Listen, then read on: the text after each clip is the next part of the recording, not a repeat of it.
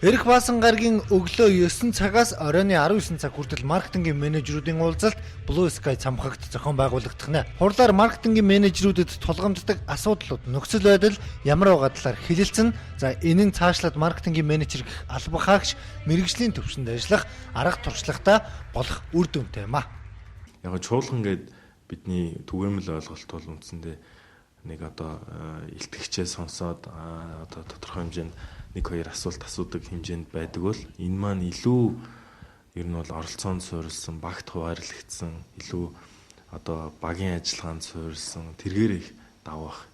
За мөн тус арга хэмжээнд бол ерөнхийдөө хоёр гадны том илтгэгч ирж байгаа. Энэ нь бол олон улсын одоо YNDR агентлаг болон TNS Сингапур гээд одоо маркетингийн зөвлөх олон улсын байгууллагаас хоёр илтгэгч ирж байгаа. Чуулганд оролцох гадаадын хоёр мэрэгжилтэн цахим ертөнцийг маркетрууд хэрхэн ашиглах вэ? За ямар давуу талыг бий болгож болох вэ? Болон шинэ бараа брендийг хэрхэн олонд таниулах вэ? Хэрхэн тренд болгох вэ гэх сэдвээр туршлагаасаа хуваалцах юм а. Хуралд оролцох хүсэлтэй мэрэгжилтнүүд 150,000 төгрөгийн төлбөр төлснээр чуулганд суух мандат авна.